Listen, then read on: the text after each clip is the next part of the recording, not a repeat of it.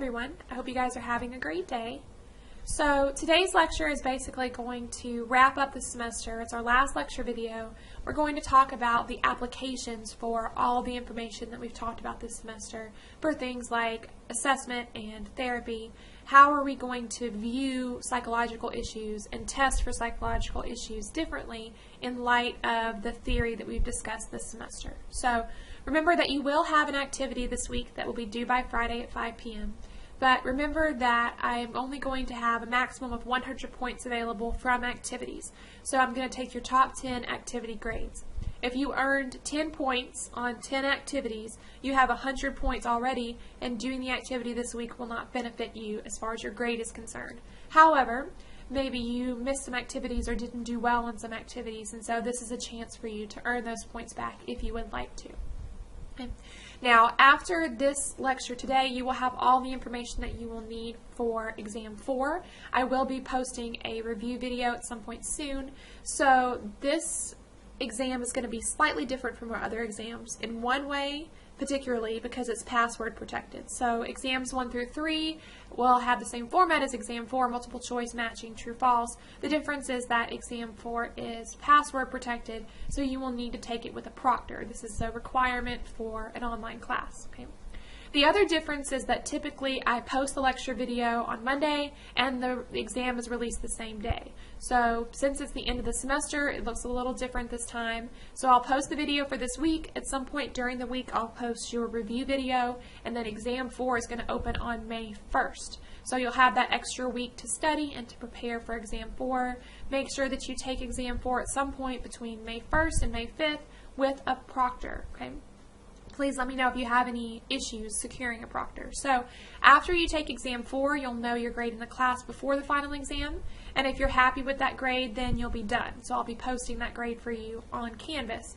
If you're not happy with that grade, though, you do have the option of taking the final exam, which is going to be a take-home essay kind of thing. It will also open on May 1st. You can go in and look at it. It will be open notes. Really, there's not a timer running. It's just going to be due by a certain time, which you'll see. But it doesn't matter if you can go in, work on it, save it, come back to it. As long as you submit it by the deadline, that will be fine. So that's the final exam.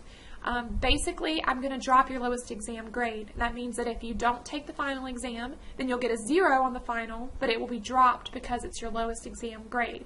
But if you take the final and do better on the final than you did on one of the exams throughout the semester, it will replace that grade. So a 70 on one of the first exams could be replaced by a 90 on the final exam. That would essentially add 20 points to your exam total, okay? Or to your points total. So please let me know if you have any questions about the way that I'm going to calculate grades, or if you have any questions about the material. Otherwise, we're going to go ahead and get into our last lecture video. Alright, so as I said in the introduction, today's lecture is really going to be kind of the culmination of everything that we've talked about this semester. When I was preparing this lecture, I was thinking about my time in graduate school. I took a personality assessment course, and I remember that the first half of the course was primarily theory, kind of the graduate school version of some of the things that we've already been talking about this semester. And I remember, even though I did very well on the assignments, my professor could tell I was frustrated, and he asked me what was wrong, and I said that this was great and all, theory's, very interesting, but I want something I can use. I want something practical. I want to know what I can do with this information. So bearing that in mind and thinking that some of you might be feeling the same way that I did, I wanted to finish off the semester with a lecture on what we can do with the information that we've discussed throughout the semester. So today's information is not something that I took from your textbook or from that set of slides. This is a set of slides that I put together to try to give you an idea of what we can do with the information. So theory is really only helpful if it informs our practical, day-to-day, working with clients, improving people's lives. So today's lecture is intended to help you get a better idea of how we can use theories of personality to inform our assessment. First of all, we're going to talk about assessment, and then also therapy as well. However, before we can get into the specific types of personality assessment that are most popular, we do need to have an understanding of what an assessment is and how we can make sure that our assessments are high quality. So When we're doing an assessment, we're trying to gather information in some way. When we're doing an assessment that's a test, like, for example, a personality test or an intelligence test, we have to make sure that we have chosen our questions carefully and that we've designed our measure well. If we have a measure that is not adequate, not only is that not helpful, but it could potentially be hurtful if it's misleading to us in some way. So, we're going to start off today's lecture talking about reliability and validity so that we understand these terms well. This will be important when we talk about certain types of assessment that are out there. You'll need to understand what I mean when I say that they are high or low on reliability and validity. So first of all, reliability. When you've heard the term reliability before, you've probably heard it described as something like consistency, a measure that is relatively free from error that produces a consistent score. So we're going to talk about reliability first, and then we'll talk about validity. Basically, this formula that I have here for reliability, it says observed score is equal to the true score plus the error score. And then the error score, as you'll see, is going to be made up of method error and trait error. Okay, first of all, the observed score is the score that someone receives on their measure. So if you were to take a test in personality assessment, you were to take exam 4 in our personality course, your observed score would be the score that would show up in the grade book. This is the score you actually made on a test. In the same way, this would be a score that someone made on an intelligence test, for example, or a personality test. This is the score they actually received. What we're going to see is that the score someone actually receives is made up of their true score plus their error score. And if we want our measure to be reliable, we have to try to reduce or, if possible, get rid of this error score so that our true score is equal to our observed score. So, the observed score is the actual score that you receive on a measure. The true score is the truth of the matter, your perfect reflection of the true value for you. So, let's say, for example, that an individual took an intelligence test. Now, on most of the intelligence tests that are used today, average score is 100. So let's say that the observed score on an intelligence test, someone takes this test, they make 100 on the test. That's what the results show when they're done. But maybe their actual intelligence is really a 90. What that means is their observed score is higher than their true score. So their performance on the test is not accurately reflecting their true intelligence. It's actually making them look more intelligent than they really are. So the 90 would be their true score, how intelligent they truly are. And then the 10 that change that to 100 would be error score here. So we're going to have errors, we're going to talk more about this in a second, that kind of obscure or hide your true score. So the true score is technically a theoretical score. It's not something we could measure perfectly. If it were, then all of our measures would be perfect. But think about this with me. Your observed score is very rarely, if ever, going to be your true score. There will always be something about the test or something about you that, in the end, changes your true score a little bit. So, if at all possible, we would like to try to get rid of the error score, and then the true score, your true level of intelligence, for example, if we're measuring intelligence, or your true level of knowledge about personality, for example, would equal the observed score, and your observed score would be the true score, a perfect reflection of you. Unfortunately, though, we can never completely get rid of error, so there will always be a little bit of error here. So we could have error that makes us look more intelligent than we really are. We could also have error that makes us look less intelligent than we really are. So maybe if an individual, they have an observed score of 100, they made 100 on the test of intelligence, but maybe their true intelligence is 110.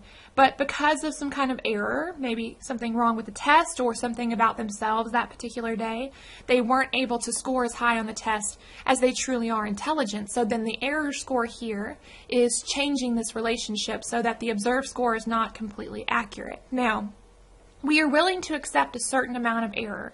We know that we're not able to get our perfect true score, but we hope that the error is very small so that at least our observed score is a good approximation of our true score. Okay, so your observed score is what you actually make on the test. Your true score is the perfect reflection of whatever it is that we're measuring. We've talked about your understanding in a particular class or about your performance on an intelligence test, but this could also be personality. Maybe the observed score is what the personality assessment says about you. The true score is who you truly are. Why is it that the true score doesn't equal the observed score? Why is it that your true personality is not perfectly reflected in the test? Because of error. The error score, it says here, is the difference between the observed and the true score. Basically, every measure that we have has some kinds of problems with it. So method error would be the error that comes along with the type of assessment that we're using.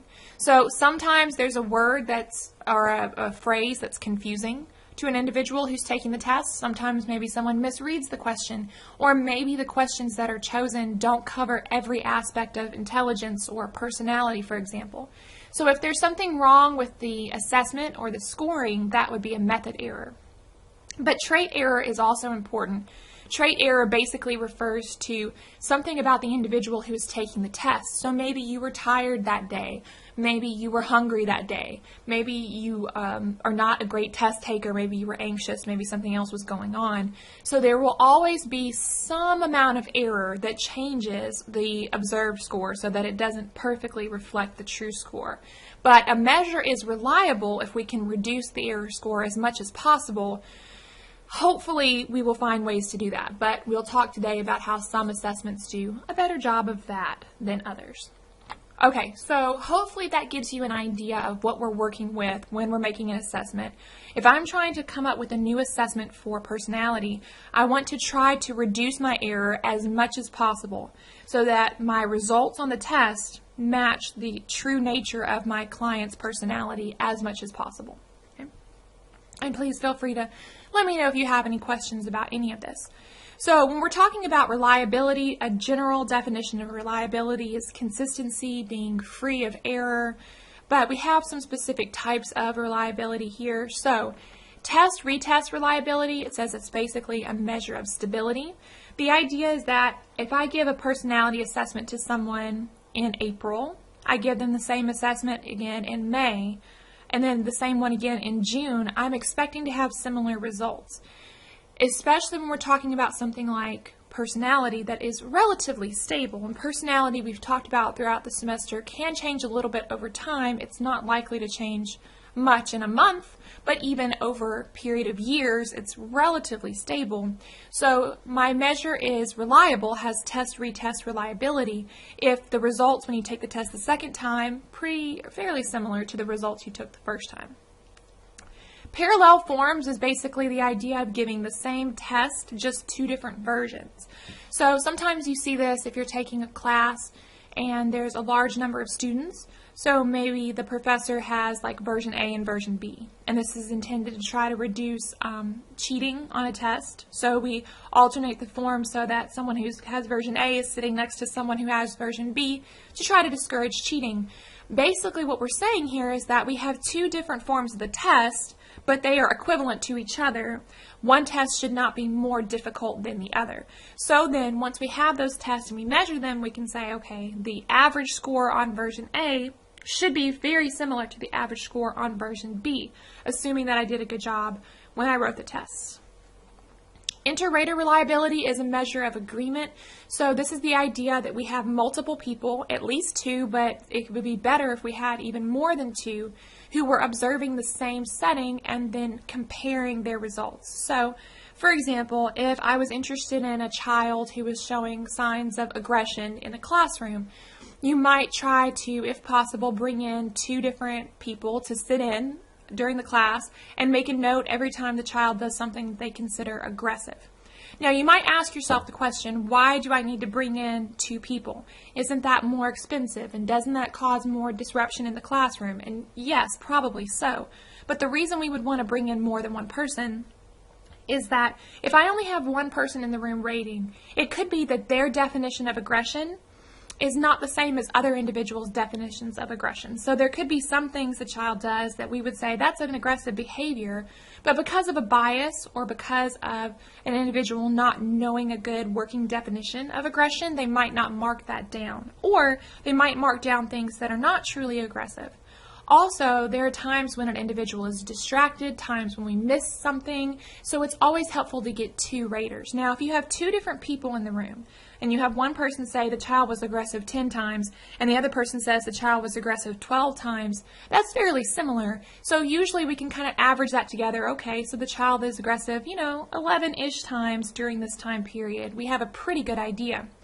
But if an individual comes in and says, well, I saw 2 acts of aggression, the other person says, I saw 12 acts of aggression, you can't just average those together. Basically, what that tells us is that we did not have a good working definition of aggression. We need to figure it out and try it again. That is useful information, though, because if we only sent the person who said the child was aggressive twice, then we might say, oh, okay, well, the child doesn't have any problems and we'll leave it alone. Or if we only sent in the individual who said that the child was aggressive 12 times, then we might overreact and panic and do something wrong in that way as well. So it is a good idea to have multiple people observing a situation. And then finally, internal consistency is basically the idea that every question on your test, if at all possible, should be measuring the same underlying construct. What I mean here is that if I have a measure of, for example, intelligence, I want all of the questions to be measuring intelligence. That makes sense, right? But what happens if I have one question that's not really picking up intelligence?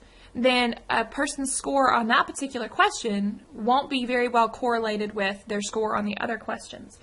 Like, for example, if I'm doing a measure of extroversion and an individual is very high, they're getting high scores on extroversion questions, and there's this one particular question they get a very low score on. Does that mean they're not extroverted? Well, if all the other questions are saying they are extroverted, then maybe this is just not a good question.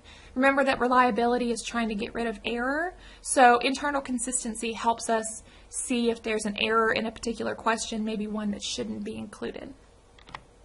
Okay, so how are we going to increase reliability? We understand that reliability is important, especially when we're measuring something that is fairly consistent, like, for example, personality. So how are we going to increase reliability? We're going to do that by decreasing error. Think about our formula that we saw earlier. So if our observed score is ever going to be equal to our true score, then we have to eliminate the error score as much as possible. So one thing we can do is to increase our sample size. So without going into great detail here, statistically speaking, you're able to detect smaller changes if you have a larger sample size. Sometimes if you have a very small sample size, your results are just going to be very strange looking. So increase the sample size. Get rid of any unclear questions. So if there's a question that people are misreading or misunderstanding, then that could potentially decrease the reliability. Standardized test conditions, basically you should have the same person administering the test, or at least individuals who've been trained to administer them the same way. If you have an individual who's giving reinforcement every time they get a question right, like, yeah, that's the right answer, good job, or making the client feel bad every time they get an answer wrong, then that's going to impact their scores. That's just an example, but you need to have the same testing procedures for everyone, which is what we mean by standardized. Moderate the degree of difficulty of the test. So we know that if a test seems very difficult, individuals might feel anxious about that, and that could then increase the error. We also know that if a test seems too easy, people might stop paying attention to it, which then can also increase error. So keeping the degree of difficulty in mind. Minimizing the effects of external events. So if possible, try to make sure there's not any annoying noises or poor lighting, or maybe if the individual's hungry or tired, trying to take care of that so that there's not any other error in the person or in the setting that impacts the results. Standardize the instructions that you give to each client. So maybe if you don't explain the assignment or the task well enough, then the individual doesn't understand how to do it. That messes with their score. It's not necessarily saying they didn't know how to do the task, more that you didn't do a good job explaining it to them. So make sure that everyone hears the same instructions, and of course score the test the same way for everyone. All right. So all of those will increase reliability, but as we're going to see shortly, reliability is not enough.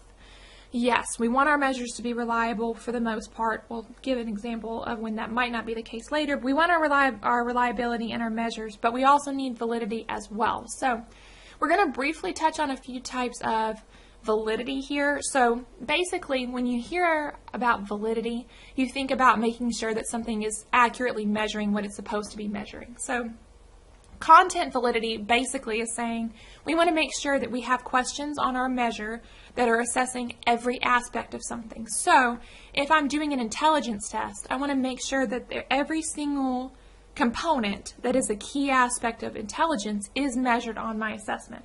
I don't want to leave out verbal comprehension. If verbal comprehension is an important part of intelligence, I don't want to leave out processing speed if processing speed is an important part of our intelligence. The same would be true for personality measures. I don't want to leave out conscientiousness if conscientiousness is an important part of our personality. So when you're trying to make sure that you've covered all of your bases, an example here of what you can do is talk to an individual who is an expert, who's done all of their research on personality, if you're doing a personality test or intelligence, if you're writing an intelligence test, to get them to look over it and see if you're covering all of your bases. All right, now when we talk about validity, we're talking about two different types of criterion validity here. I think we might have mentioned some of this in the first lecture of the semester as well. Basically, the idea behind concurrent validity is that if I wrote a new intelligence test, I'm going to want to bring in people, give them my intelligence test, as well as giving them another intelligence test that has already been well established. So, theoretically, if the well-established test is measuring intelligence and my test is measuring intelligence, then people should do roughly the same on both of the tests. It wouldn't make sense for an individual to do really, really well on the already established test and do very poorly on my test if they're supposed to be measuring the same thing. And if one of those has a problem, I'm probably going to assume that it's my measure that has the problem because the other one has already been very well established. Predictive validity is similar in that we're going to try to see how well our particular measure predicts some kind of outcome. So an example that comes to mind here would be something like standardized testing. So the ACT or the SAT is supposed to predict an individual's performance in college. Now we know that that's not a perfect measure. There's lots of error there. Actually, an individual's like self-control and motivation is probably the most predictive thing when we're talking about something like performance in college, but there is some importance in standardized testing as well. The GRE, some of you may have taken or maybe lying awake at night thinking about taking the GRE, but that's basically the graduate school version of the ACT or the SAT. So a predictive validity measure, basically we're saying, does this measure predict a person's performance on something in the future? And then finally, when we talk about construct validity, we're basically saying what you think of when you think of validity. Are we actually measuring the underlying construct? So is my personality test actually testing personality? Now that sounds obvious, but it's important. We don't want to miss that. Is my intelligence test actually measuring intelligence, for example? Not measuring test-taking ability or reading ability or BSing ability, basically here. So what are we going to do? Well, we're going to use common sense for one thing. Like, for example, if I have a client that I've been working with for weeks, and I know this client is depressed based on my interactions with this client and my interviewing with this client, and then I give a client a measure and the measure says the client is not depressed, am I going to say, oh, I guess I was wrong. I guess my client is not depressed? No. I know this individual sitting in front of me is depressed. So then I'm going to say, this measure is missing something here. Okay. The same thing goes for types of standardized testing. If we have an individual that is acing all of their classes, we have an individual who maybe seems gifted and is really doing well, but then they're not doing well on this certain kind of test, then we're going to say, okay, there's something that we're missing here. Okay, so construct validity is basically what you think of when you think of validity. Now, last thing here before we move on, the relationship between reliability and validity. So follow with me here. A valid test must be reliable, but a reliable test need not be valid. Okay. If we're saying that validity means that we're accurately measuring what we're supposed to be measuring, then that should be reliable. If I have a test that is accurately measuring intelligence, and one day it says that you made 100 and the next day it says that you made a 65, that's not reliable because the scores are very different. But it's also not valid because intelligence doesn't change that quickly over time unless we've had some kind of like traumatic brain injury situation. In a very rare situation would intelligence change that much. So if we're measuring something that is stable, then we need our measure to be reliable in order to be valid, right? Your personality is not going to change that much. If I measure you one day and it says you're highly extroverted, I measure you a week later, it says you're highly introverted, that's not reliable, but it's also not valid because personality is not something that typically changes that quickly. So, yes, we need our test to be reliable in order to be valid in almost every situation. Now, there could be a possible exception to that if you're measuring something that does change rapidly. Like, for example, mood. If I measure you one day and you're really happy, and I measure you again a week later and you're really sad, that doesn't necessarily mean that my measure is bad. It could truly be that maybe something happened that impacted your mood. So, if you're measuring something that is stable, we need it to be reliable to be valid. However, just because a test is reliable does not mean that it's valid, okay? I could get a test that tells me that I'm extroverted, and I take it again and it says I'm extroverted. I take it again and it says I'm extroverted. That's reliable. But if I'm actually an introverted person, it's not valid, and it doesn't really do me any good. Being consistently wrong is not terribly helpful, right?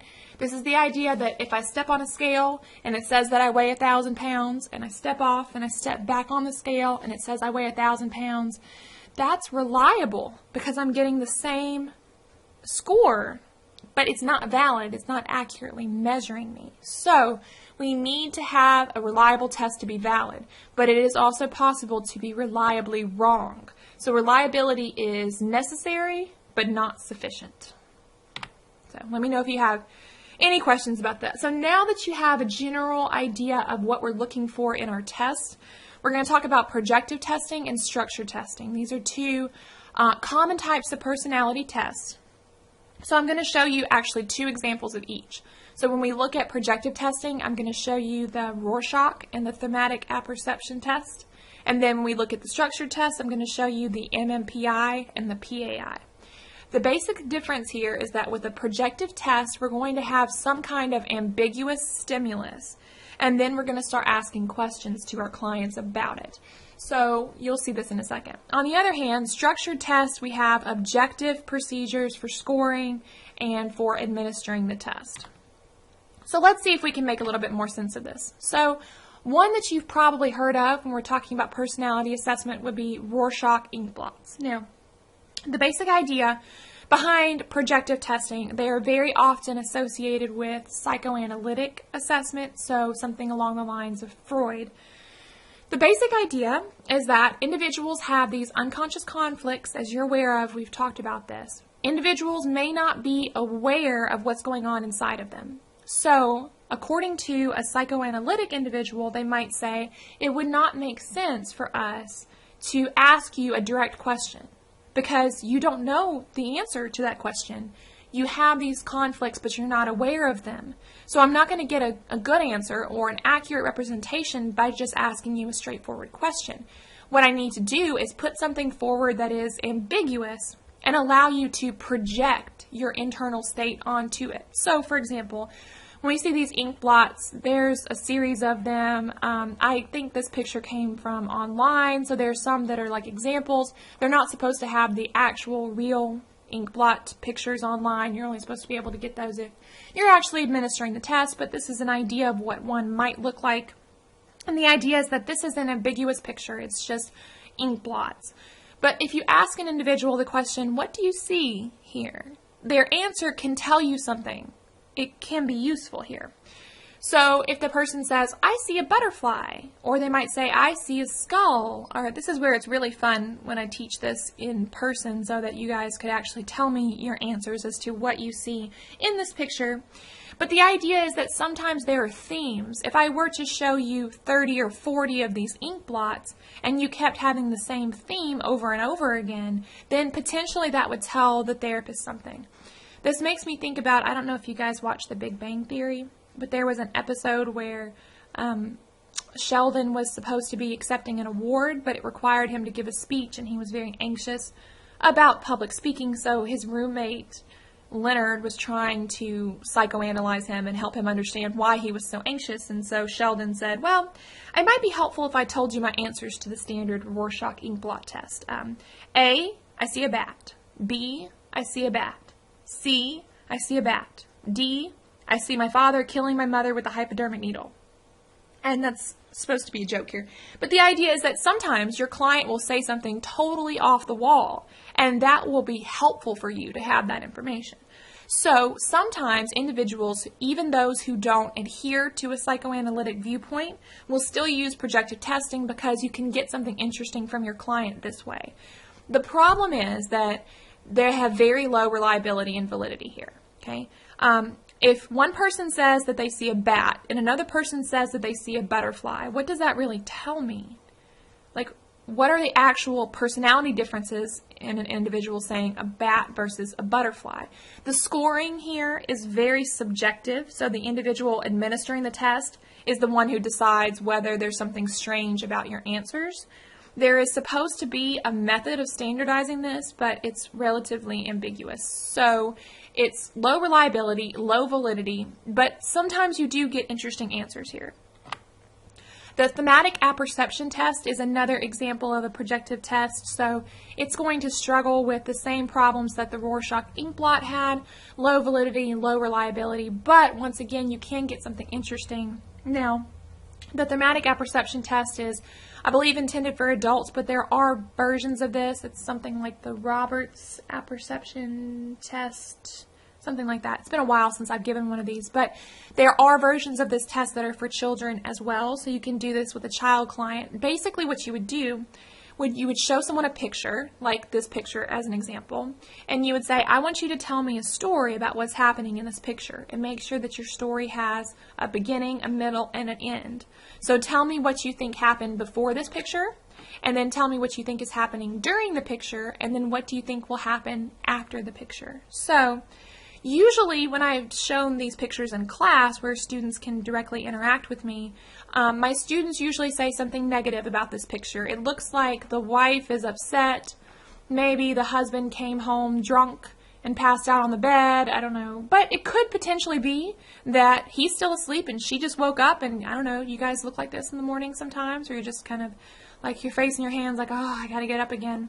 So this doesn't necessarily have to be a negative thing, but let's say, for example, that an individual that you're working with has been in an abusive relationship. They might start telling a story about how the individual has been abusing his wife. Or, for example, if we're doing something like this with children, they might start talking about how parents have treated the child in the picture, or about parents getting a divorce, or about this child looks like he's having problems at school. So sometimes you can get helpful information this way, but it's important not to build your entire assessment and your entire diagnosis based on projective testing. Alright, so those were a couple of examples of projective tests that were basically asking an individual to project their internal conflicts onto an ambiguous stimuli. Now, structured assessment is going to take a different approach. We're going to ask straightforward questions here about a wide variety of things. Now, there are several different personality assessments that are out there. I'm going to be talking to you guys about the MMPI and the PAI because they're two of the better known tests, as well as they've been demonstrated to have good reliability and validity, as you'll see.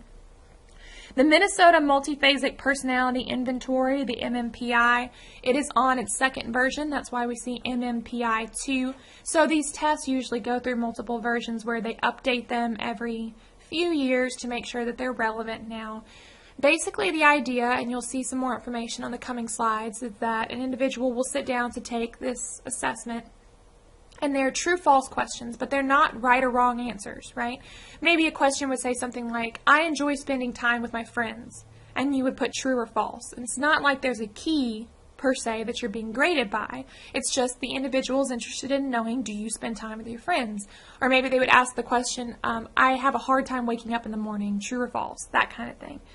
The idea here is that if I ask you enough true or false questions, I can get an idea of some of the things that are going on with you. Okay. Now, there are validity scales and clinical scales that are important to keep in mind here.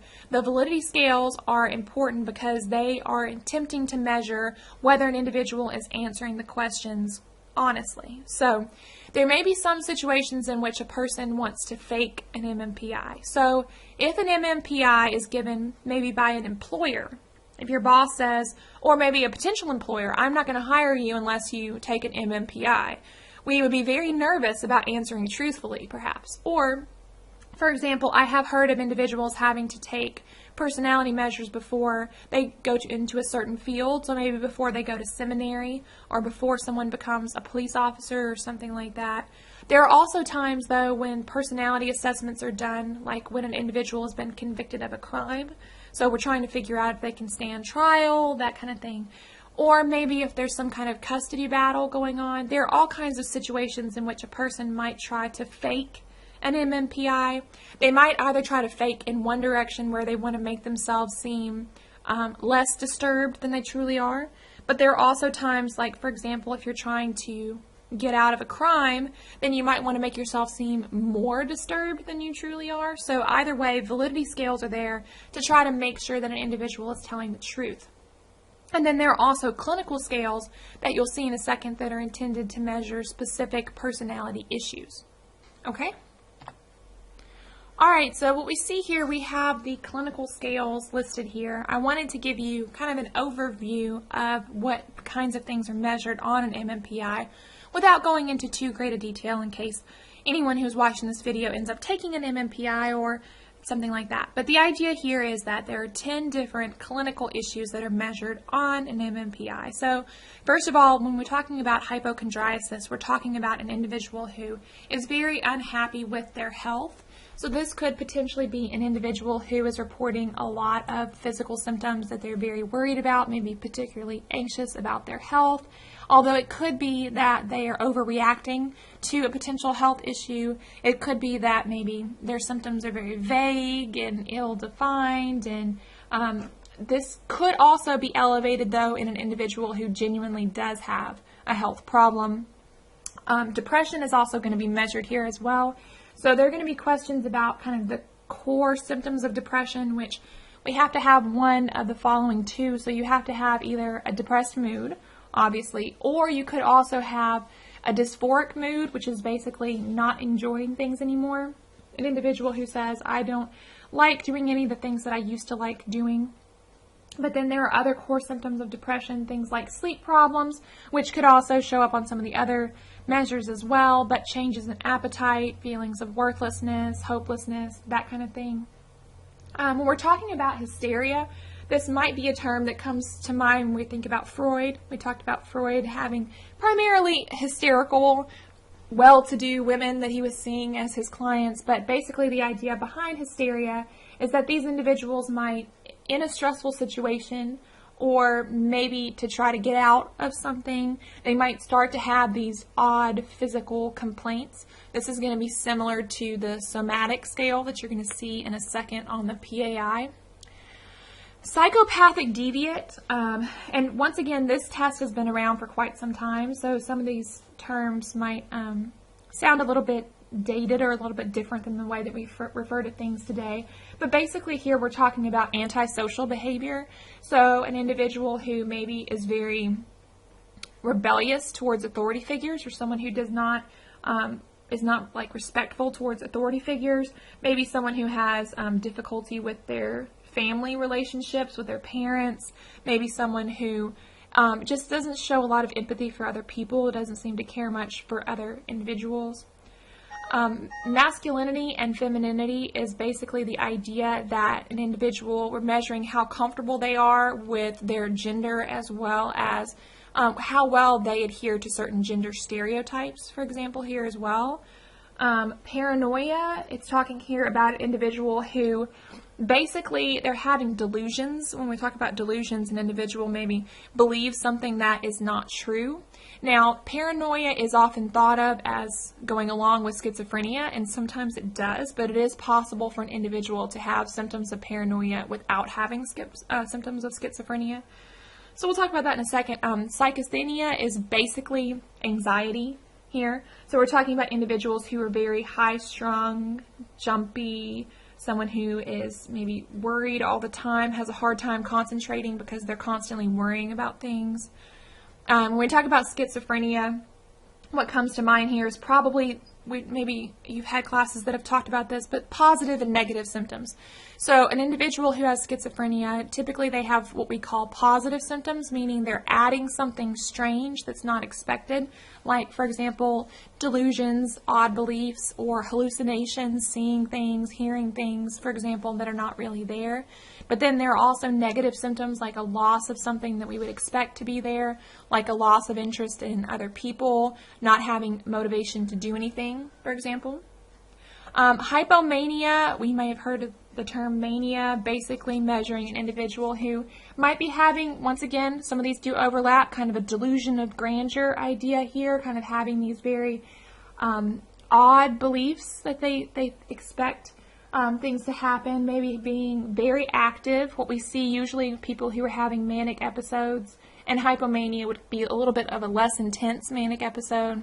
But an individual who is maybe not sleeping or only getting a couple hours of sleep at night, but they're not tired at all. They have a lot of energy. They tend to jump from one action to the next without thinking very much. Very energetic, but then this will only last for a certain period of time, and then that will drop off. So we've measured that. And then introversion, as we've already talked about throughout the semester, basically measuring someone who is more comfortable alone, or maybe just with people they know very well, someone who is fairly shy, that kind of thing. Okay. All right, so good things about the MMPI. So we're talking about a structured personality assessment, which means that it is standardized. That means that it is administered and scored in the same way for each individual. It is norm referenced, which means basically that we have gotten a lot of people, given them the MMPI, and so now when someone takes the MMPI, they're being compared to other people their same age. So that's what we mean by norm referenced. It's easy to administer and score. Research has suggested that it is reliable and valid. It's cost effective, so it doesn't take very much here. I can give an individual a piece of paper with the questions and have them mark the answers, and that doesn't take very much time to score. Also, there are some movements now towards doing these kinds of assessments on things like tablets and that kind of thing. So it's not very expensive, and there is a system built in to detect invalid or undesirable response patterns. So what I mean by invalid or undesirable, once again, it could be an individual who is faking. I mean, that's certainly possible, but it could also be a person who is agitated to the point where they can't pay attention. Maybe an individual who just starts marking answers because they're ready to be done with it, which we'll see could happen because it is very long. So we don't want to assume that the results are accurate when an individual has just been making Christmas trees out of their Scantron, basically. All right, drawbacks, problems with the MMPI. It is still possible to fake, even though there are things in place to try to prevent that, and it's difficult to fake, but it is still possible. It is a self-report, which means that I am asking you direct questions. Individuals might not be aware of how they really are behaving, or they might be afraid to admit how they're really behaving, so there are problems with self-report. It is very long. Now, keep in mind these are true-false questions. But still, it takes a long time to answer 567 true-false questions. So once again, people may get bored or may get tired and may stop answering it accurately. Even though there are 567 questions, there are still some areas that are not addressed in the MMPI, so it's not perfect. And then also it requires a certain level of reading ability, so if a client is not able to read 567 items, then once again you might get an invalid test, not because the person is trying to lie, but just because they don't have the reading ability to be able to take it the way it is intended to. Okay, so the MMPI was developed first. The MMPI is probably the best known structured personality assessment, and the second version is much better than the first version. But the PAI is the personality assessment that I was trained on most in graduate school and is a personal favorite of mine. The personality assessment inventory, one of the things I like about it is that it does give individuals a wider range of answers. So if you ask the question, do I have trouble getting out of bed? Well, the answer might be sometimes, but if the answer is sometimes, is that true or false? Right? On the PAI, you can answer false, which means it's never true, slightly true or sometimes true, maybe every once in a while true, mainly true or very true. Okay? So this can allow us to pick up a difference between a person who says, yeah, it is hard for me to get out of bed every once in a while, versus it's hard for me to get out of bed every day. If the person marks true on an MMPI, you don't get the information here about how true it really is. Also, it does have validity scales, more validity scales than the MMPI has, so it will test or measure for invalid test-taking procedures. It will also measure clinical symptoms, as you'll see, but in addition to what the MMPI does, the PAI also measures attitude toward treatment, which is very good information for you to have. This is called the treatment rejection scale. So if an individual has a very low score on treatment rejection, that's a good thing. That means that they're not likely to reject the treatment, they want to get help. And it will also include some questions about interpersonal style. So is this a warm person? Is this a person who thinks about other people? That kind of thing as well. So I'm particularly partial to the PAI. Now, the clinical scales that we're going to talk about here, many of these will overlap with some of the things we talked about with the MMPI. So somatic complaints is basically related to health concerns. So you have some questions on there that will ask things like, do you have digestive issues? That kind of thing. It's more common. Do you have headaches? But there will also be questions like, has your arm ever gone numb? I mean, that kind of thing, like questions that are relatively rare. And so if an individual endorses some of those things, it could mean that they actually have a health problem, but it could also mean that they're having some kind of psychological problem that is manifesting itself in a physical way. Anxiety here, we're basically measuring general anxiety as well as anxiety-related disorders. So each one of these scales also has subscales, but I felt like that was beyond the scope of this class. But the anxiety-related disorder scales measures for phobias and OCD, for example, and PTSD, so specific anxiety disorders, whereas the anxiety scale is going to measure things more general. Although an individual who has OCD is likely to have high anxiety and high anxiety-related disorders, especially for the OCD items. Depression, as we just talked about, but also mania. So an individual who has bipolar disorder may elevate depression and mania. So when I say something like endorse, I mean the client is saying that they are acknowledging that they have that symptom. When I say elevating a scale, I just mean having a high score on it. I should clarify my terms here. So if a client elevates depression and mania, basically they're saying yes, they have had serious periods of depression, but also periods of mania as well. So you might be thinking about bipolar disorder. But if a client is not elevating depression but is elevating mania, that could just be kind of a flight of thought that happens maybe in individuals who have ADHD, for example, who are constantly moving and they're thinking through things very quickly. Paranoia, once again, could be in conjunction with schizophrenia, but could be with other things as well. So we have paranoia, we have schizophrenia, we have borderline features here.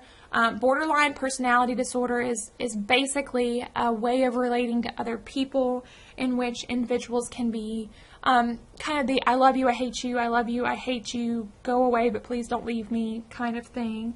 And so you might see that there. Antisocial features, as we talked about on the MMPI, someone who, for example, is maybe very, it's more that they don't consider other people. When you say antisocial, sometimes people think that means that they're just a shy person. But no, that's not what it means. I mean, that would be more introverted perhaps, but antisocial is the idea that I don't think about other people. I'm not considerate of other people. And then something that the PAI measures that the MMPI does not measure as well would be alcohol and other drug problems here as well. Also, one other thing to note here is that sometimes it's interesting when you're giving these assessments, not just to look at the scales that they elevate, but also to look at the scales that are very low. So, for example, if someone has a very high score on anxiety, obviously I'm going to say, okay, that person probably is very anxious. But if the individual has a very, very low score on anxiety, that tells me something as well. Like, anxiety is there to protect you. So an individual who is not afraid of anything could have other, problems as well. An individual who, for example, is very, very, very low on mania might be an individual who's depressed. because they'll say, no, I never have energy. No, I never feel like that. That might be an individual who's depressed. So you don't just look at the high scores, but also the very low scores as well, which is why I really enjoyed the PAI. So good things about the PAI. Just like the MMPI, it's cost effective. It can be done on paper with something similar to a Scantron, or it can be done on a tablet or other device. It covers a wider range of symptoms, so there are some symptoms that are just not covered well on the MMPI, although, once again, the PAI does not cover everything, but it does cover quite a bit. It has been shown to be reliable and valid. It's easy to administer and score. It's norm referenced, all these things, just like the MMPI, but also it has more validity scales. There are several different validity scales. Without going into great detail here, I don't want to invalidate the test, but there's a lot of validity scales here to catch an individual. It is still potentially possible to fake, but very, very difficult to do so. And the wording is simpler, and there's not as many items, so there may be less of a stress on reading ability. Although it is still long, 344 items are still a pretty significant amount of questions to answer. Once again, it is self-report, so a person might not truly understand their situation, or they might still try to make themselves look better than they are. And there's still, once again, some areas that are not perfectly covered, but I really like the PAI. So take that as a grain of salt. Okay, also I'm going to then finish up today's lecture with an overview of therapeutic orientations. So when I ask the question, what can I do with this information? One thing I can do with this information is to assess personality. Another thing I can do with information about personality theory is to treat people who have psychological issues. Now, when you're doing this, usually assessment comes first. Even if a client comes in and asks for therapy, you're probably going to start with an assessment anyway, even if they don't ask for an assessment. Because a client who comes in and says that they're depressed, well, they might be depressed, but it might be they're depressed and something else is going on, or it might be that something else is going on and depression is not the most accurate way to conceptualize their problem. So we were probably going to start with an assessment. Once we have an assessment and we have a pretty good idea of what the issue is with the person, then we can go on to do therapy with them. Now, basically what I have done is boiled down the things we've talked about this semester to 4 of the more common therapeutic orientations. However, probably the most accurate thing to say is that the majority of clinicians would consider themselves eclectic. In other words, maybe they say they're primarily behavioral, but they include aspects of humanism and cognitive as well, for example. So usually we have some overlap here, although there may be some individuals who are purely one type of orientation versus the other. So starting off with psychodynamic therapy. So this is hearkening back to Freud and the individuals who followed in Freud's footsteps. Now, what I want to do with each one of these is to briefly talk about where this orientation believes that psychological problems come from, how they would try to figure out what the problems are and treat them, and then some practical considerations as well. So first of all, psychodynamic therapy would basically say, as a review, you have these unconscious conflicts that you're not aware of. As a matter of fact, your ego goes to great lengths to try to repress this so that you're not aware of it. Remember that you have an id, which only wants what it wants and does not consider other people at all. You have a superego that wants you to follow the rules and not hurt anyone else. Obviously, the id and the superego are going to be constantly at odds with each other. The ego is supposed to be the executive, the rational part of your personality that finds a way to balance getting your needs met, like the id wants, and meeting society's needs as the superego would want, according to this thought. So then, if the ego is able to balance the id and the superego, then an individual is likely to be healthy. Problems come when the id is out of balance, so that an individual might be aggressive, might be angry, might hurt other people. Or if the superego is out of balance, then the person might be anxious, for example, because they're only thinking about other people and not about themselves. Also, we know that there are unconscious conflicts that are an important part of psychodynamic, which would also be another way of saying psychoanalytic therapy. The idea that, like, for example, we had the Oedipus complex, the Electra complex we talked about earlier in the semester, that we have these unconscious desires or feelings. Remember, we talked about the cornerstones here of sex and aggression that we might not be aware of. So according to a psychodynamic or psychoanalytic therapist, probably psychological problems come when there is an imbalance, when you have these unconscious conflicts. So what are we going to do? Well, how are we going to, first of all, make the unconscious interpretable? You have these unconscious conflicts that even you are not aware of. Therefore, this individual might say, giving you a standardized test that says, are you sad, is never going to be valid because individuals might not realize that they are. So instead, they're going to use projective testing, like the things that we talked about briefly earlier, the Rorschach, the TAT, for example. And then they also interpret dreams. Transference has to do with, for example, maybe if you realize, or maybe your psychodynamic therapist realizes that you're behaving towards your therapist the way that you maybe would like to behave towards your parents, that kind of thing. So maybe putting your thoughts and feelings for one person onto another person, or resistance, so having certain areas that you're just not willing to talk about, that kind of thing. Free association is used here as well, so kind of the idea of having a person start talking, and then eventually, if you just keep them talking, then the unconscious will break through. The ego's defenses will kind of drop if they've been talking for a long period of time, and some of that will start to sneak into what they're saying as well.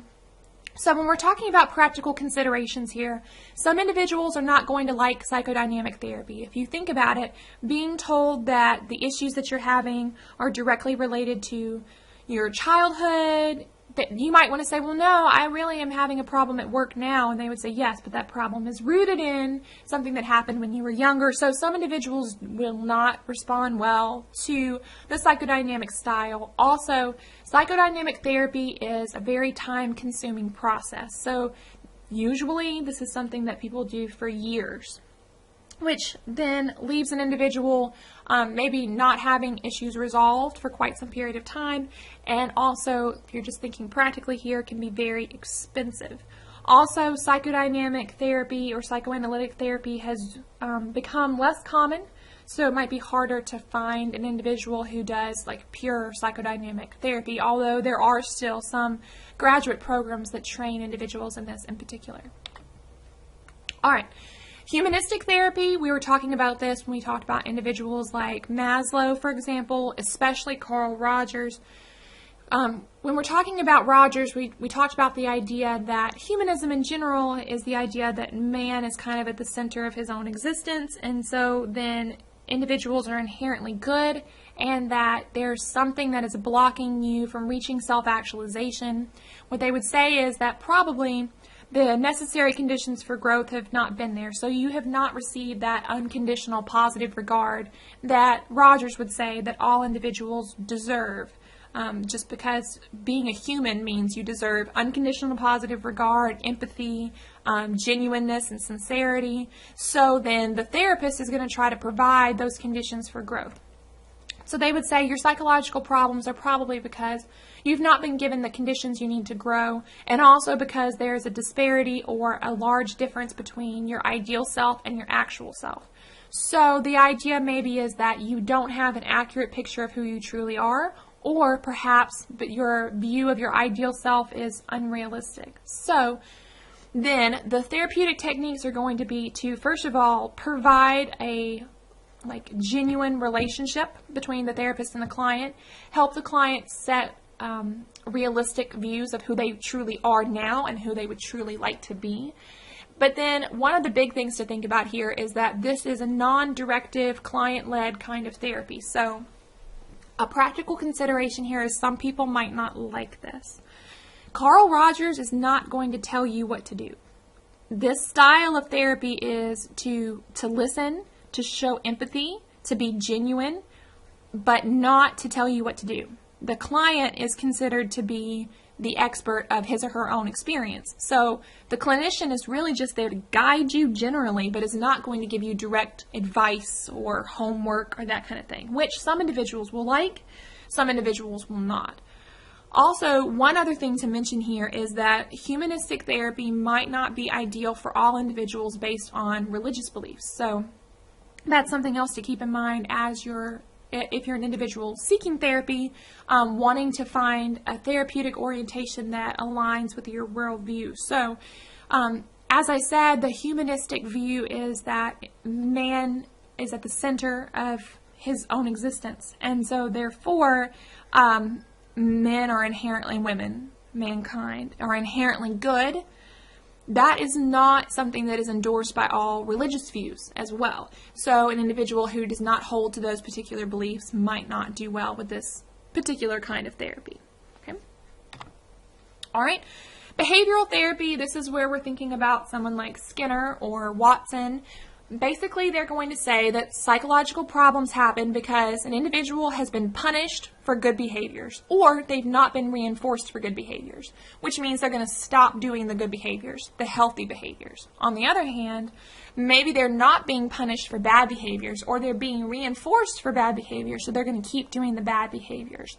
Psychological problems are happening when, and this can happen for lots of different reasons, and we're going to talk about a couple examples in a second, but basically when your reinforcement and punishment has just not been working for you. So, like, for example, this says here exposure therapy. Exposure therapy is used for an individual who has anxiety.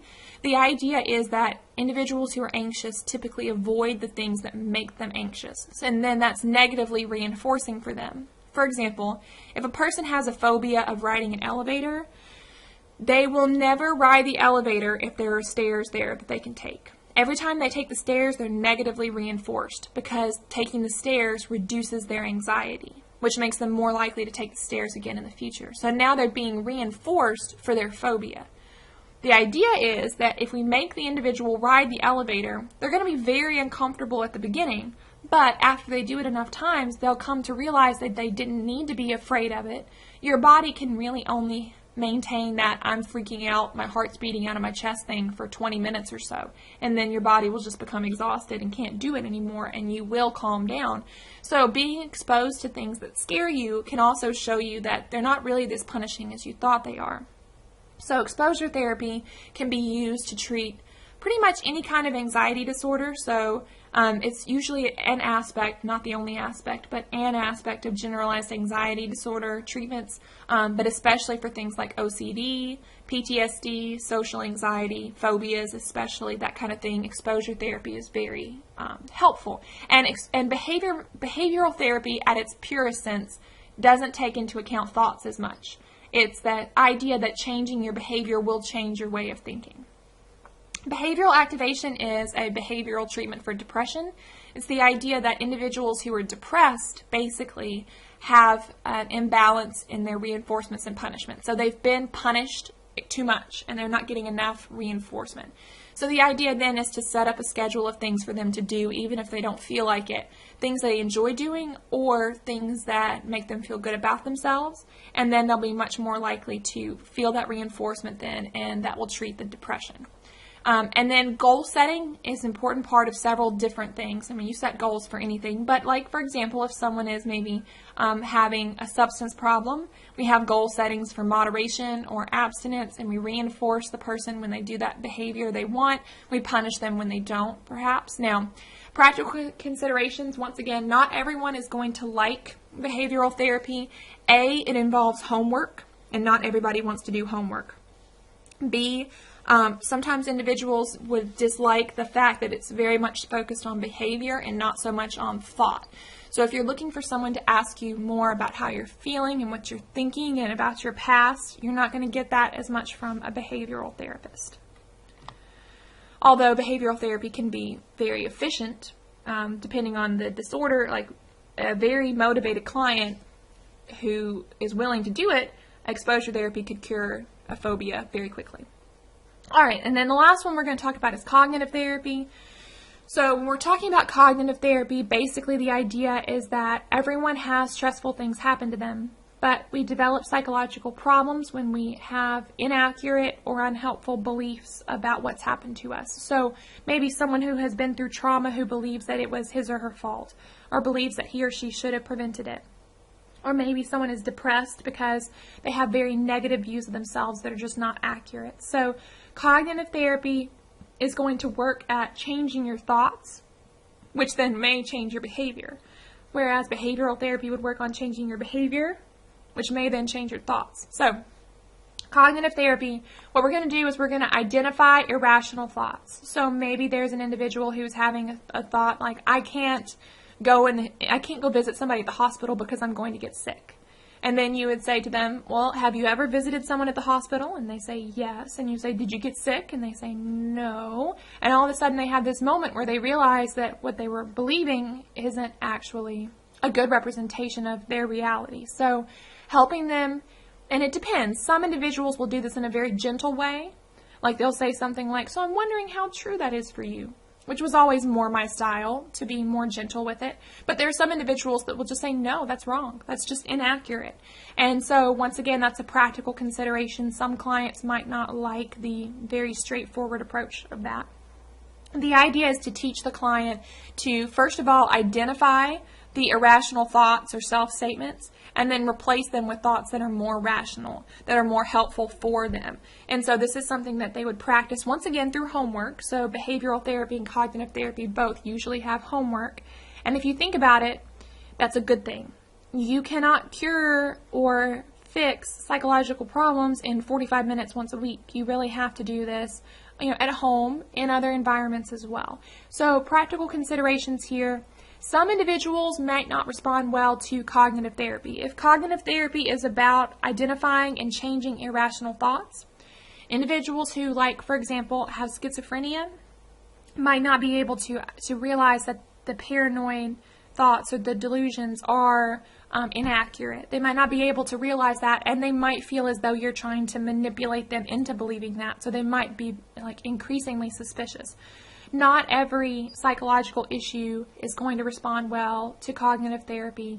Most of the research on cognitive therapy has had to do with depression, and we know that it is effective for treating depression. It seems like it's also relatively effective for treating anxiety as well, but there are some other things we don't know about. So once again, probably an eclectic way of looking at things is the best one. Usually the ones we combine the most often are cognitive and behavioral. So we'll have CBT, cognitive behavioral therapy, which includes both the changing the thoughts as well as changing the behaviors. Okay, I realize that was a lot of information to throw at you guys this week, so if you have any questions, please let me know.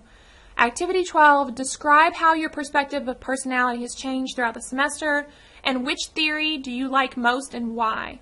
Basically, what I'm asking you to do this week is reflect back on the course. What have you learned? What did you like? What did you not like? As we talked about the different theorists. Also, remember that you do get 2 drop grades for activities. So I'm going to keep your top 10 activity grades. And you have a maximum of 100 activity points. So if you've already earned 100 activity points, there's no benefit to you doing activity 12. But if you have not earned 100 activity points from your top 10 activity grades, then this would give you a chance to earn back some of those points if you would like to. Alright, so that is actually the end of the class. That's the last lecture video for the semester. I will be posting a review video as well for you guys before exam 4. I'll probably be posting that later this week, but if you have any questions, please let me know. Remember that exam 4 is the proctored exam, so it will have the same format as exams 1 through 3, except that it will be password protected. So you will need to take it with an appropriate proctor. Please let me know ASAP if there's any problem with you securing a proctor. Also, remember that I do have office hours that you can come by or email me if you have any questions. So just let me know if you need anything. Otherwise, I will talk to you guys later.